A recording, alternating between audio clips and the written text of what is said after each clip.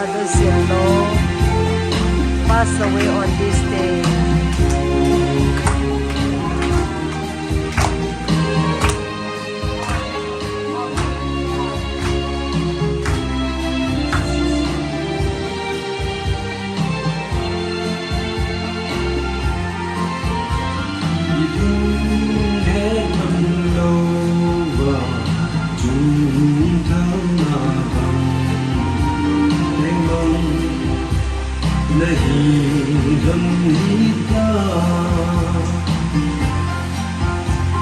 Long lâu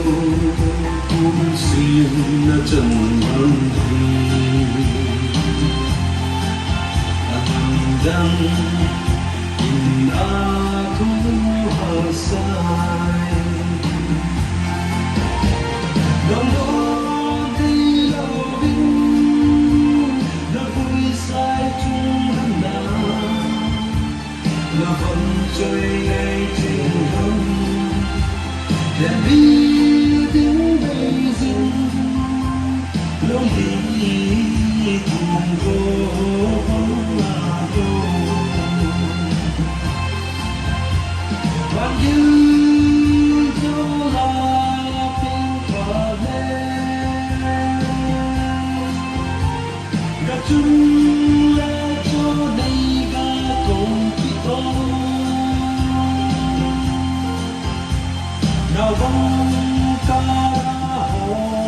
bằng đi nào vẫn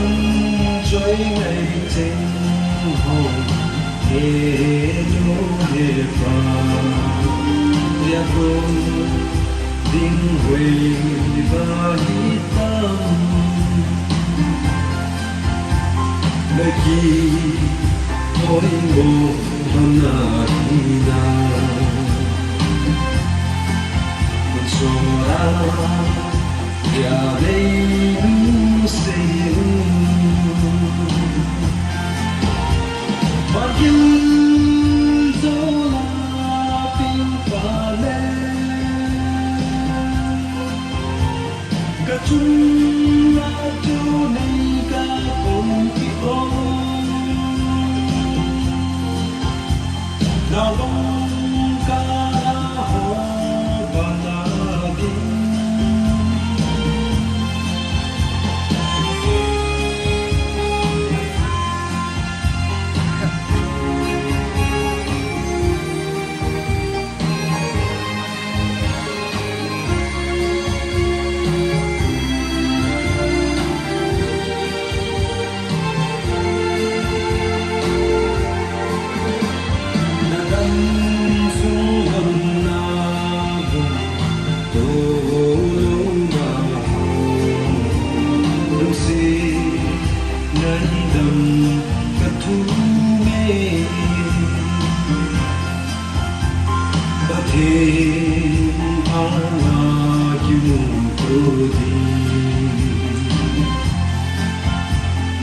đây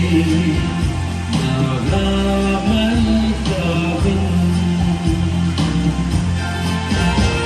còn có đi đâu vinh đã vui sai chung thân đã đã vẫn chơi ngay trên hông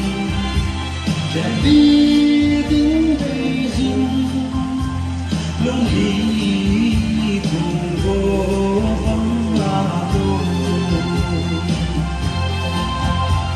bạn như cho là tiếng cờ lên gà chung lên cho đây gà cùng khi con